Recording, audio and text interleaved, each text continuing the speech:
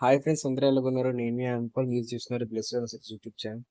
Present అయితే మన ఛానల్లోని AP పథకాల కోసం, అదేవిధంగా ఏపీలోని గవర్నమెంట్ జాబ్స్ అన్నిటి కోసం అయితే డిస్కస్ చేసుకోబోతున్నాం. మనమైతే ఏపీ గవర్నమెంట్ స్కీమ్స్ అని చెప్పేసి, అలాగే గవర్నమెంట్ జాబ్స్ అని చెప్పేసి ప్లేలిస్ట్ అయితే డిజైన్ చేశాను. అదేవిధంగా ఇవాళ ఇంపార్టెంట్ అప్డేట్ చూసుకున్నట్లయితే మనకైతే రేషన్ కార్డులు అయితే తొందరలోనే రాబోతున్నాయి. మనకైతే కొన్ని న్యూస్ ప్రకారం అయితే ఆగస్టు 15వ తారీఖు నుంచి మనకి రేషన్ కార్డు అయితే వచ్చే ఛాన్స్ అయితే ఉంది.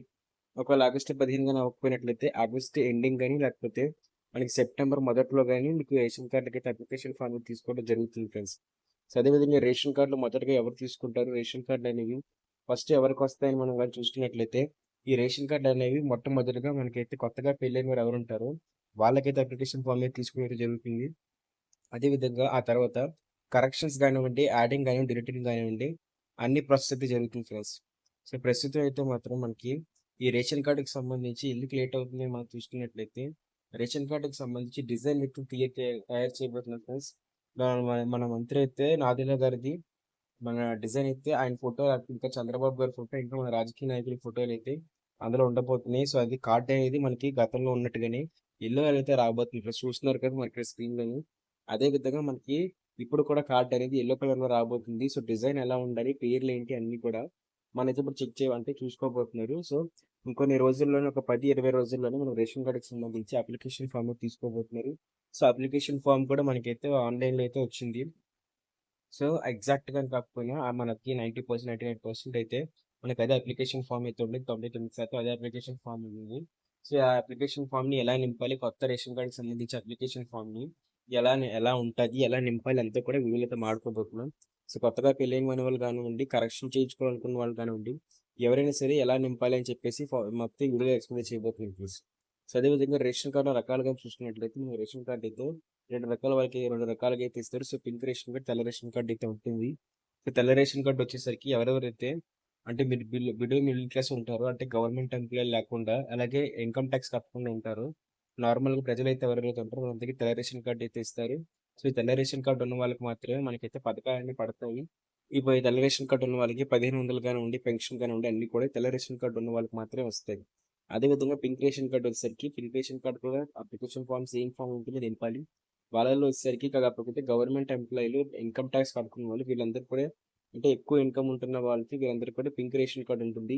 వీళ్ళైతే మాత్రం ఎటువంటి గవర్నమెంట్ పథకం గాని, 1500 కానివ్వండి, లేకపోతే ఇంకా పెన్షన్స్ కానివ్వండి, ఇంకా ఎటువంటి డబ్బులకు కూడా వాళ్ళైతే ఎలిజిబుల్ అయితే అవ్వరు. అంటే వాళ్ళైతే అర్హులైతే అవ్వరు.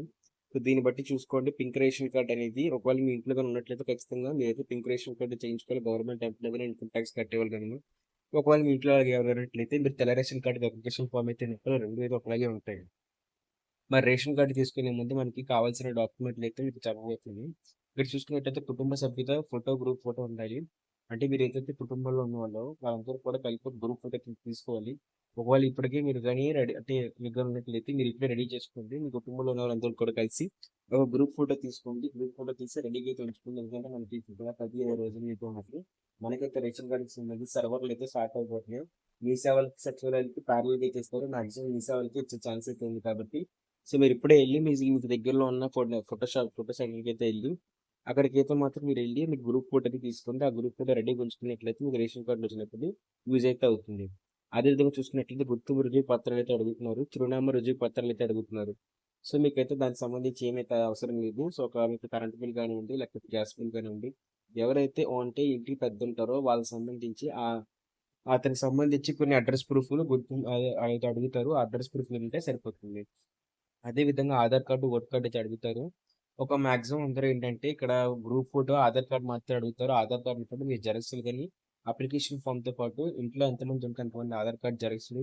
అదే విధంగా ఎవరెవరైతే ఉన్నారో, అంటే ఎవరైతే ఈ ఇంటి పెద్ద ఉంటారో, ఆ ఇంటి పెద్దకి సంబంధించి అప్లికేషన్ ఫామ్‌తో పాటు కరెంట్ బిల్ కానివ్వండి, గ్యాస్ బిల్ కానివ్వండి, అడ్రస్ ప్రూఫ్ ఇదైతే ఇస్తారు. మాక్సిమం కరెంట్ బిల్ అయితే మీరైతే ఇస్తారు. సో ఇది మనం చూసుకున్నట్లయితే ఏ డాక్యుమెంట్స్ కావాలని చెప్పేసి.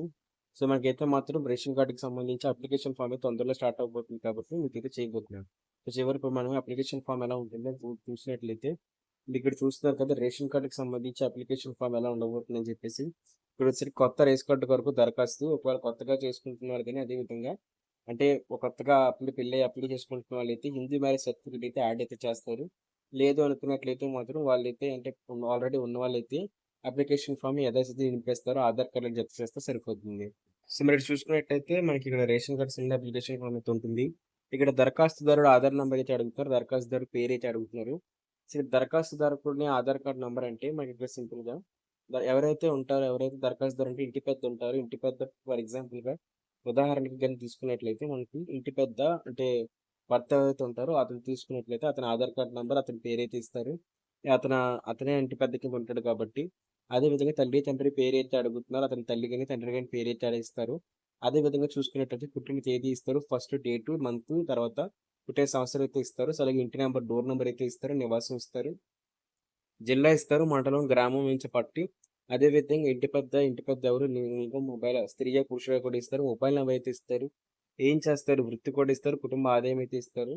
సో, ఇవన్నీ మనకైతే జాగ్రత్తగా అయితే ఇవ్వాలి. ఎందుకంటే వీటిని పట్టుకొని మీకైతే ఆధార్ కార్డ్ అయితే అంటే ఇన్‌కమ్ సర్టిఫికేట్ కానివ్వండి అన్నీ అయితే చేస్తారు కాబట్టి. మనకి అదే విధంగా మనకి చూసుకున్నట్లు మరి అదే విధంగా చూసుకున్నట్లయితే కుటుంబ ఆదాయం అయితే చాలా ముఖ్యమైన పాత్ర అయితే పోషిస్తుంది కాబట్టి అక్కడ ఎలాంటి మిస్టేక్ చేయకండి. ఎందుకంటే అక్కడ మీరు మిస్టేక్ గాని చేసినట్లయితే మీకు ఖచ్చితంగా కూడా తర్వాత మీ పిల్లలకి వచ్చే ఇన్‌కమ్ సర్టిఫికేట్ లేదా ఎఫెక్ట్ అయితే పడుతుంది కాబట్టి దాని ప్రభావం అయితే మీరు తర్వాత చూస్తారు కాబట్టి ఆదాయం ఎప్పుడు తక్కువ రాయడానికి ట్రై చేయండి. అదే విధంగా ఎంతుంటే అంతే రాయడానికి అయితే ట్రై చేయండి. సో, అదే విధంగా చూసుకున్నట్లయితే మీకు రేస్ కార్డ్‌లో కావాల్సిన చిరునామా వివరాలు అయితే అడుగుతున్నారు. అంటే మీ రేస్ కార్డ్‌ని ఇప్పుడు మీరు ఉదాహరణకు తీసుకున్నట్లయితే మీ సొంత ఊరు ఒకటుంటుంది. మీ ఆధార్ కార్డ్‌లో మీ సొంత ఊరు అడ్రెస్‌లు అయితే ఉంటాయి. కానీ మీరైతే మీ సచివాలయం మాత్రం వేరేది ఉంటుంది. ఎందుకంటే మీ సచివాలయం, మీ రేషన్ కార్డ్ అంతా కూడా మీరు వేరే చోటైతే ఉంటారు కాబట్టి అక్కడైతే మీ రేషన్ కార్డ్ గానివ్వండి, మీ ఫింగర్ థంబ్స్ గానివ్వండి అన్నీ కూడా అక్కడైతే చూసుకుంటారు. సో, దాన్ని బట్టయితే మీరైతే సచివాలయం అంటే మీరు ఎక్కడ ఉంటున్నారు అని ప్రెజెంట్ అయితే ఇవ్వాలి. సో, మీరు ఒకవేళ మీ ఆధార్ కార్డ్‌లనేవి ఊర్లో ఉన్నా సరే, మీరైతే ఇంకో ఊర్లో ఇంకో ప్రదేశంలో ఉండి మీ ఆధార్ కార్డ్‌లో అడ్రెస్‌లు గాని చేంజ్ చేసుకున్నట్టయితే ఖచ్చితంగా కూడా చేంజ్ అయితే చేసుకోండి. ఒకవేళ చేంజ్ చేసుకోలేకపోతే అప్లికేషన్ ఫామ్‌లో మాత్రం మీరు ఏ సచివాలయంకి సంబంధితులు అవుతారో, ఆ సచివాలయంకి సంబంధించి అడ్రెస్ అయితే రాయండి. అంటే మీరిప్పుడు ఉంటున్న అడ్రెస్ అయితే రాయండి. అక్కడ మీకు ఇప్పుడు ఉంటున్న దాన్ని బట్టి మీకు ఆ రేషన్ కార్డ్ అయితే వస్తుంది. సో, ఇటు చూసుకున్నట్లయితే జిల్లా అయితే అడుగుతున్నారు, మండలం అడుగుతున్నారు, అదేవిధంగా సెక్రటరేట్ పేరైతే అడుగుతున్నారు. ఇక్కడ సెక్రటరేట్ పేరు అనేసరికి మీ సచివాలయం పేరైతే ఇవ్వాలి. మీ సచివాలయం ఏ వార్డు ఏంటి అని చెప్పేసి ఆ సచివాలయం ఉంటది కాబట్టి, ఆ సచివాలయం అయితే ఇవ్వాలి. అదే విధంగా విధిపాత్ర ఇంకా ప్రాంతం అని చెప్పి అడుగుతున్నారు. సో, లొకాలిటీగా మీది ఏరియా ఏదైనా ఇస్తే ఇంటి నంబర్ కూడా ఇస్తారు. ఈ కిందకెళ్ళినట్లయితే మనకి ఇక్కడ అప్లికేషన్ ఫామ్‌లో సీరియల్ నంబర్ అయితే అడుగుతారు. సో, ఇంట్లోనే ఒకవేళ నలుగురు గాని ఉన్నట్లయితే ఒక పాప, ఒక బాబు అదే విధంగా భార్యాభర్తలు గాని చూసుకున్నట్లయితే ఇంటి పెద్ద కింద భర్తని పెట్టినప్పుడు మనకేంటంటే మిగతా ముగ్గురైతే వస్తారు. అంటే మళ్ళీ ఇక్కడ సీరియల్ నంబర్‌లో భర్త పేరు రాయాలనుకున్నట్టయితే అలాగైతే జరగదు. ఇంటి పెద్ద కింద భార్య పేరిస్తే భార్య పేరు, భర్త పేరిస్తే భర్త పేరు, వాళ్ళ పేర్లు కాకుండా మిగతా ముగ్గురు లేకపోతే ఎంతమంది పిల్లలుంటే అంతమంది దాన్ని బట్టి వాళ్ళైతే రాస్తారు. అంతేగాని మళ్ళీ నలుగురున్నారు కదా అని చెప్పి నలుగురి పేర్లు రాయకండి. సీరియల్ నంబర్‌లోని ఇంటి పెద్ద దరఖాస్తుదారుడి పేరు వదిలేసి, ఆ తర్వాత నుంచి ఎంతమంది ఉన్నారో వాళ్ళందరి పేర్లు కూడా రాయండి. దాంట్లో వచ్చేసి ఫస్ట్ 1 అని పెట్టేసి సభ్యుల పేరైతే రాయండి. అంటే ఇప్పుడు భర్త గారిని తీసుకున్నట్లయితే ఆ కేసులోని భార్య గారి పేరు రాయండి. ఇంటి పేరుతో సహా రాయండి. పూర్తిగా రాయండి. దీనివల్ల ప్రాబ్లమ్స్ అయితే ఉండదు. అప్లికేషన్ ఫార్మ్ నింపేటప్పుడే మీరు చాలా జాగ్రత్తగా చూసుకొని ఆధార్ కార్డ్‌లో ఎలాగుంటుందో యాజ్ ఇట్ ఈస్‌గా అదే విధంగా రాయండి. అదే విధంగా యజమానితో బంధుత్వం అనేసరికి మీరు గాని భార్యకి గాని రాసారనుకోండి, భర్త మీరు ఇంటికి పెద్దగా ఉన్నప్పుడు, అప్పుడొచ్చేసరికి వైఫ్ అని చెప్పైతే రాస్తారు. భార్య అని చెప్పైతే రాస్తారు. అదే విధంగా పుట్టిన తేదీ అడుగుతారు. ఆధార్ కార్డ్ నంబర్ అయితే అడుగుతారు. దీన్ని బట్టయితే మాత్రం మీరు సింపుల్‌గా దీన్ని బట్టయితే మాత్రం మీరు సింపుల్‌గా మీ డేట్ ఆఫ్ బర్త్, మీ ఆధార్ కార్డ్ నంబర్ అయితే ఇస్తారు. సో, ఇంట్లోని ఎవరైతే ఉన్నారో. అదే విధంగా పిల్లలది కూడా 2 అని పెట్టేసి పిల్లల పేరు, అదే విధంగా పిల్లలైతే కుమార్తె లేకపోతే కుమారుడు అని రాస్తారు. పుట్టిన తేదీ రాస్తారు.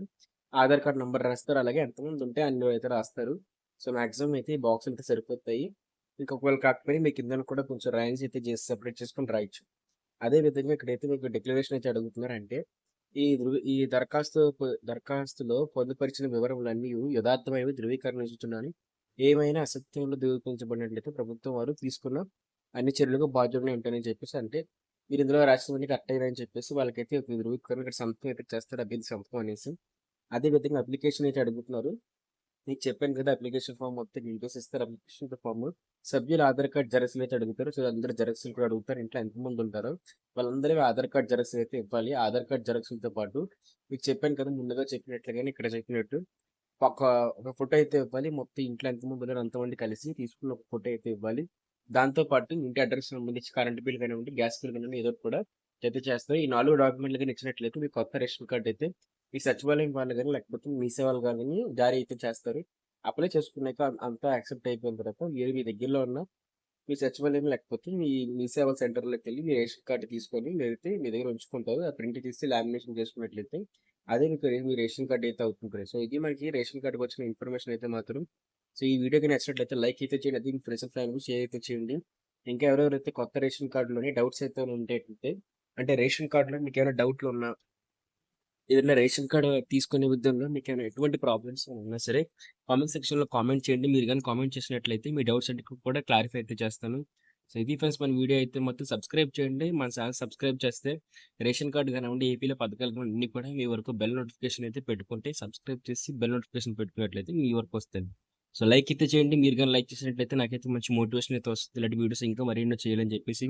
సో, ఇది ఫ్రెండ్స్ మనకి information. So, bye friends. Bye.